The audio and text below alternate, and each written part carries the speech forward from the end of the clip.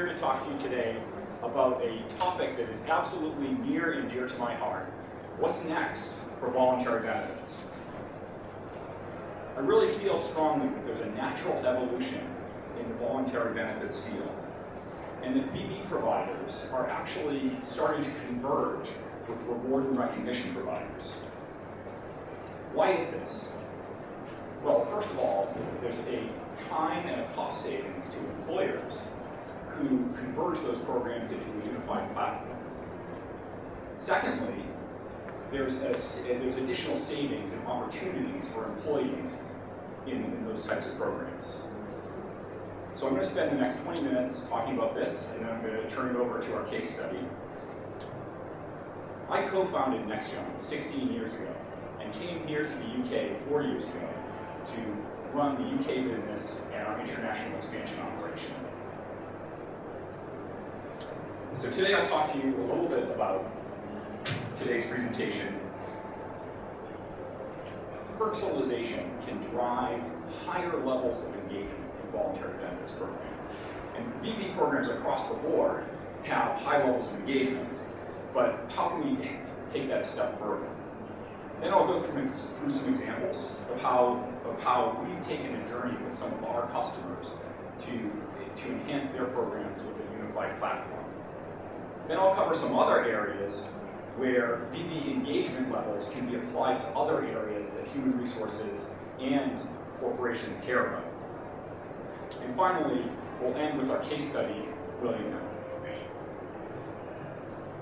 So just as a matter of context, a little bit about NextJump. We're the world's largest provider of voluntary benefits programs. And I'd like to give you a little bit of a history of NextJump because it wasn't an easy journey to get there. We founded the company in 1994 and grew really big during the dot-com craziness. We got to 100 people, but then when the dot-com bust happened, we actually went down to 4 people and had to rebuild the company from there.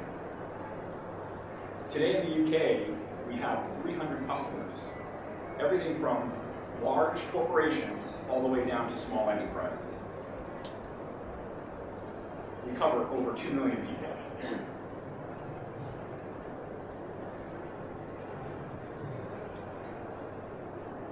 So with high levels of engagement from voluntary benefits programs, you can see that we have online populations who average 85% in their first year of the program. And an online population is one where people are sitting at their desktop and they're getting communications and email. Offline populations average 50%, and those are people who are baristas at coffee houses or drivers on the road. But the really interesting fact is that once someone's registered for a program, it almost by default becomes the first place that they shop. And why wouldn't they? With all the deals and discounts that are available through VB, everything from savings at Sainsbury's and Asda, all the way through to when you renew your mobile phone contract, your company may have a deal, all the way through to buying a computer or booking a holiday, there are all kinds of opportunities for an employee to save. And so the really interesting part is that we see 40% of registered employees coming back each month to shop on the program. So how can we take that 40% and use that level of engagement to do other things? Everybody in this room is familiar with the fact that pay freezes and small percentage increases have become the new normal in today's environment. Employee recognition and voluntary benefits platforms have become increasingly a way for employers to increase morale, to reinforce behaviors, and to drive business results. I'll say that again, drive business results. Saying thank you to your employees can actually help your bottom line. So what do we see as a great recognition program? We see that there are 3 key elements. The first one is, it needs to be universal. All of your employees need to have access to it. The second is, the employees need to be able to share stories with each other so that they can reinforce behavior amongst themselves. And finally, colleagues have to have meaningful redemption options so that they can redeem the reward that they get.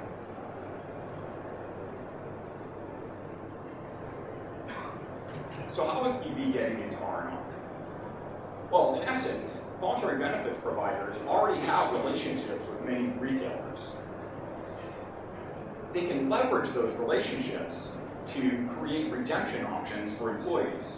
So I'll walk you through a little bit about how NextJump's doing that. First off, we've created a virtual currency called WOW Points. And WOW Points are kind of like a cashback mechanism where employees can shop online and earn WOW Points. And then their employer can actually give them WOW Points as part of their reward and recognition system. Then they can turn around and spend those WOW Points at thousands of retailers.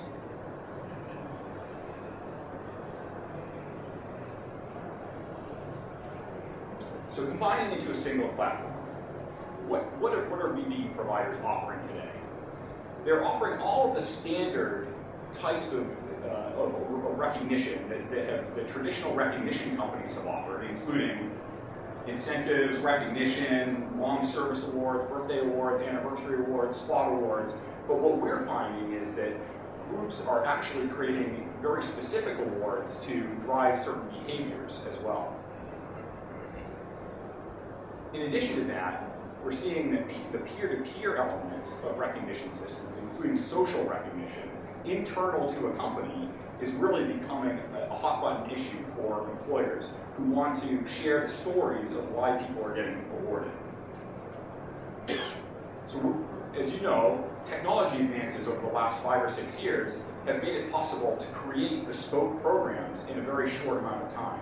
It used to be that you'd have your engineers code a program and release it, a very customized, highly configured program. Instead, what we can do today is turn off and on elements of the program to suit the needs of the employer in a very short amount of time.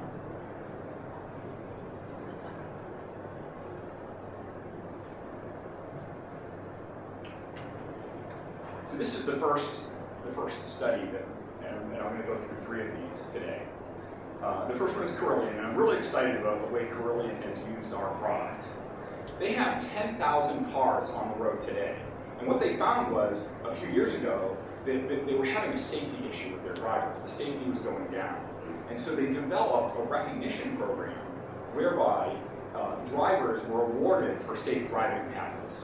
And so they took this program, they brought it online, part of a joint VB and R&R program, and for a driver who gets a score of 100, they get a 500-pound award. That's in any given month. For a driver who gets a score of 95 or above, they get a 250-pound award.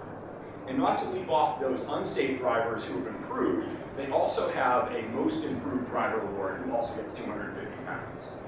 What they've also done is they've installed a Facebook-like newsfeed that has a leaderboard and top recognized spots as well.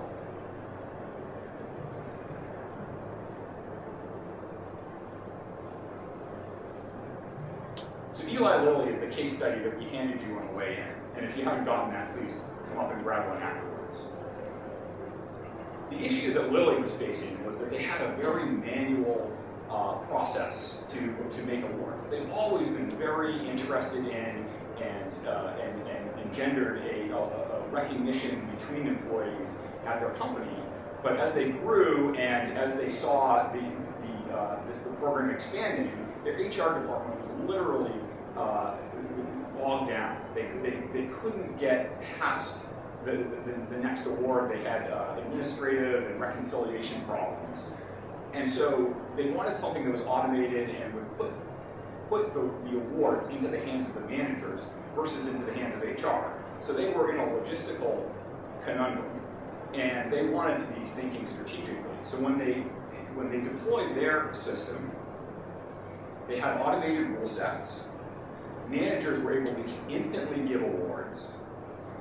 All the awards, as you can see here, were tied to company values or to business objectives. And so the behaviors that employees were acting upon were being recognized, and then when others saw that, they said, oh, that ties back to that company value, or that project that was completed, or that bit of revenue that was secured.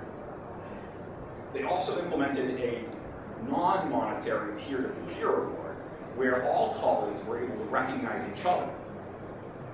Now their HR group is focused more on the strategy, reviewing MIS and reporting, and trying to direct the program from a much higher level.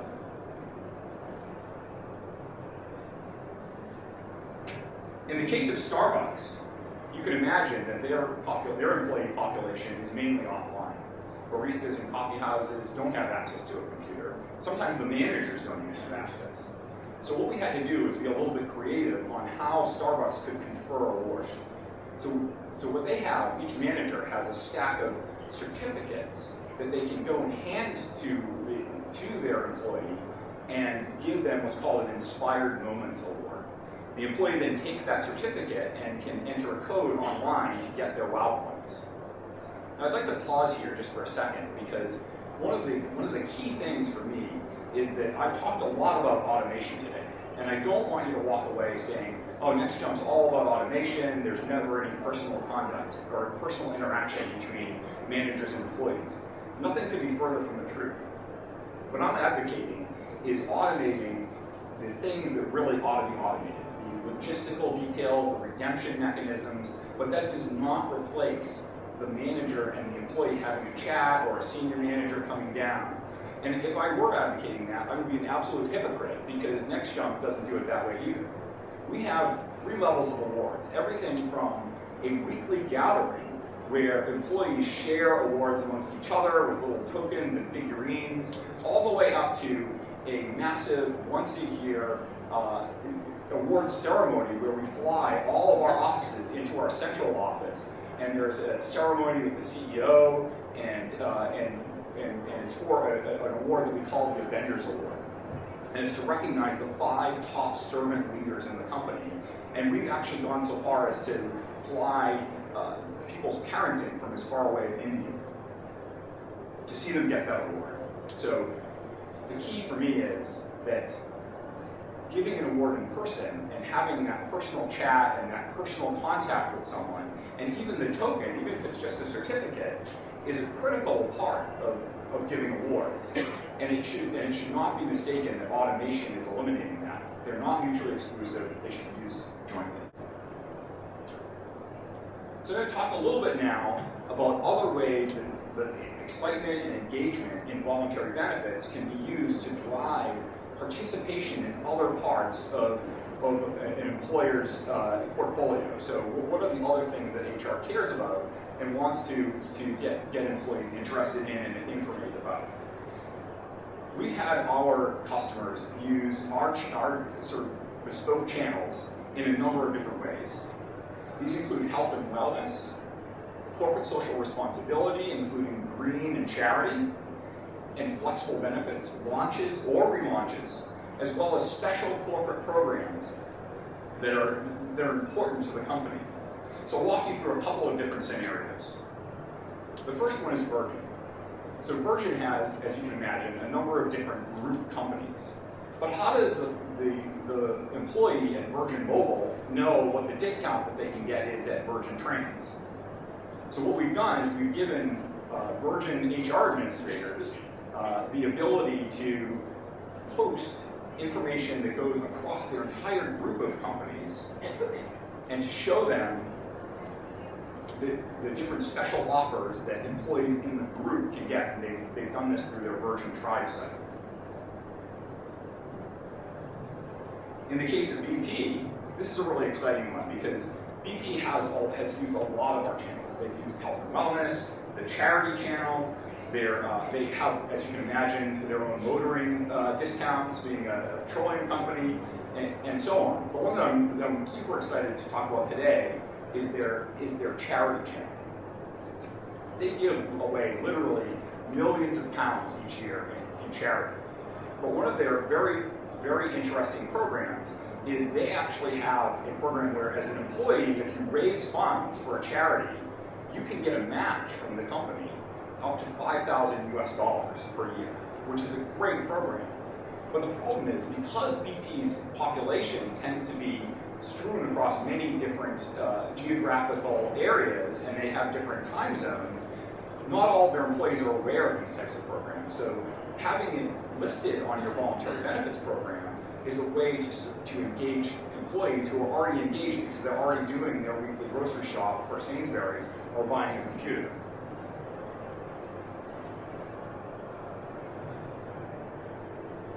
The final one that I'm going to talk about is O2 Telefonica. And what they've done is they've implemented what I call our virtual health fair.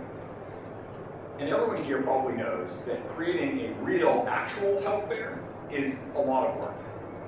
You have to coordinate with vendors, you have to book space, it's time and geography sensitive, so that you can only have it for 1 or 2 days in a particular location. Moving the health fair from a real health fair in person to a virtual health fair has allowed O2 to do a couple of things. Number one, it's available 365 days a year to all employees at all times. And number three, it's given them the opportunity to use our offer and merchant negotiation team to create bespoke offers for them. In addition to that, we have an in-house nutritionist who seeds the content of this, and then they have the ability to go in and edit it. They can take the full content that we have, or they can go in and if they have particular programs or other offers that they want to put in, they have the full ability to do that on their own. So now we're going to do a little bit of a deeper dive into William Hill. And I'm very pleased to introduce Carole Daley, who's their Benefits Rewards Manager. And she's going to share some insights on the journey that she's taken in deploying a unified voluntary benefits and reward recognition system.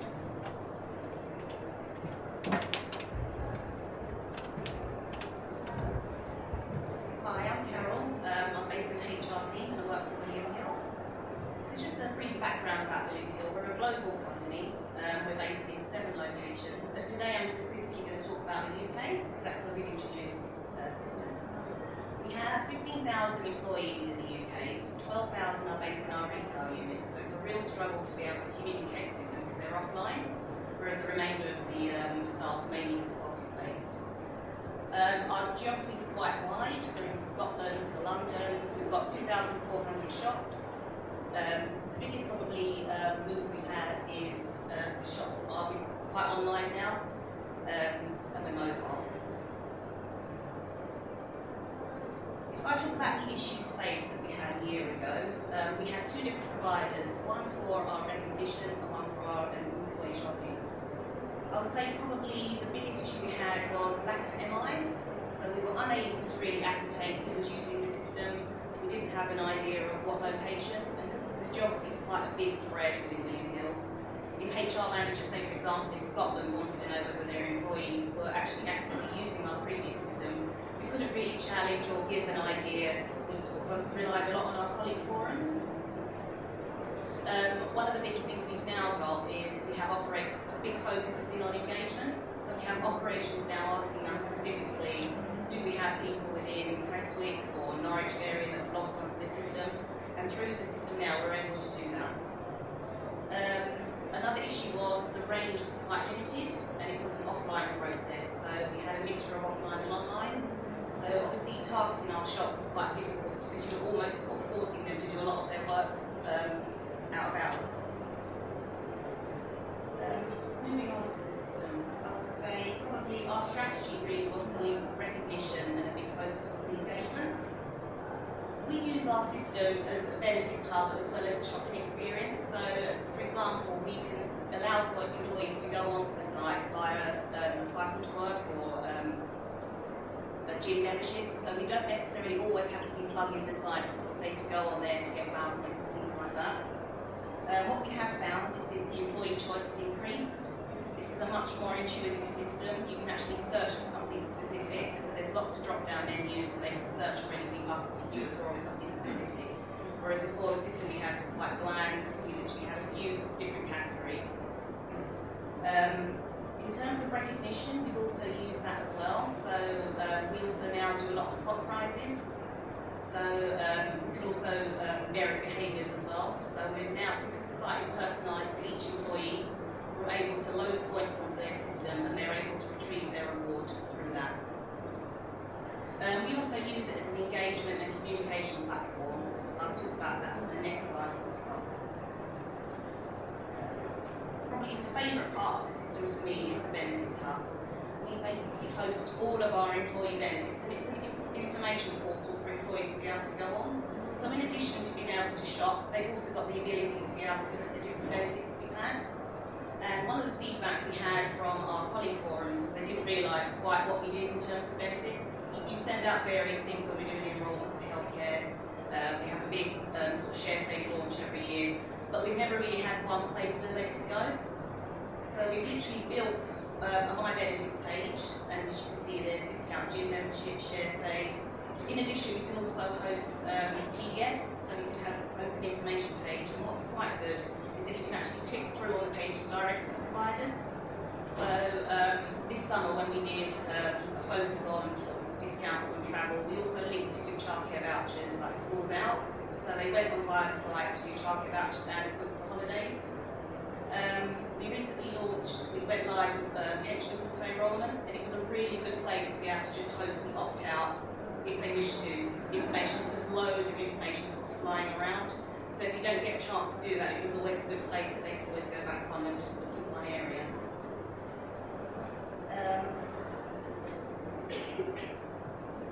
Probably in terms of our long service awards, I'll probably use myself as an example. I achieved 10-year service with William last year, and previously what we used was a catalogue-based system, so you had points allocated and you could choose a range of mainly homewares. And it wasn't exactly, the range was limited, and I struggled to find something that I wanted on there. It seemed that the feedback was that you had to self-fund to get anything sort of realistic. Because the items were at recommended retail price, for 10 years we offer £175. So it wasn't really, it almost cost you probably £250 to get £175. So whereas on this site it's literally £1 makes that, so an employee will get the full £175. We've made a lot of cost savings, whereas we used to have brochures before. Employees often lose them. You'll get an award in April, you may look at it in the summer or December. So we had postage costs to resend out brochures, whereas now we've kept it as an online and an offline system. So what we've done is we hand out a little card, literally presented by their district operations manager. It gives them instructions how to go onto the site. We've also put QR codes on all of our communications. So especially for our shop-based teams that don't have internet access but have got smartphones, they're able to sort of scan that and go straight onto the site. So that's proved to be really popular. I would say the redemption rates with our previous providers were pretty low. And I think one of the things that probably didn't help that is we couldn't do a reminder system without it being a manual process. A colleague of mine in the HR team, she used to do the allocation. So for example, if we gave someone £175 and they spent 50, she would have to try and track it, and it was a really manual, cumbersome process. Whereas here, we just put the full value on their account, and it's up to them as and when they spend it. So we've saved a lot in terms of costs, and it's also a good engagement piece as well. We also now sort of have employees that can actually see what the site will look like prior to their awards. So whereas before you'd wait for your catalogue to come and whatever surprise you had when you opened it up, employees are regularly shopping on the site already, so they already know what the points value is. We've got it denoted on the site already, so it's been a good engagement piece. Here are some of the redemption choices. We do advertise them on a regular basis, but not too often in terms of system overload. We've used it now, as I pointed out earlier, as a benefits hub, so employees are pretty much available with what they can get on the site. And it's just up to the sort of reward team, and we work closely with our marketing and communications team to try and come up with inventive ways of not plugging particular brands if they sort of come on and off the site. We've recently done an article. We launched in September last year, so we've been with NextJump for a year. We did this article in our February and March monthly staff magazine.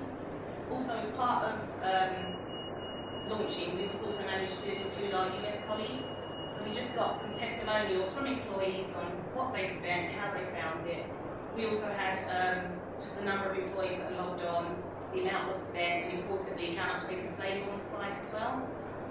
We also, it's got a WOW point system, which Kevin touched upon earlier. So we also explained a bit about the WOW point system. And at that stage, we introduced what we was going to do with long service awards.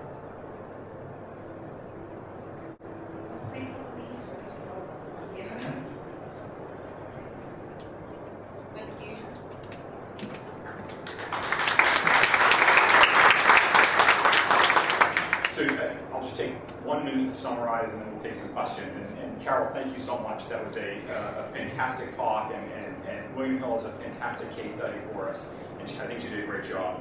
So again, what's next for voluntary benefits? Is it converging with reward and recognition, and how? And the key thing is, with that unified platform, we can save an employer time and money while giving employees additional choice. So happy to take your questions at this stage, and I hope you found this presentation helpful.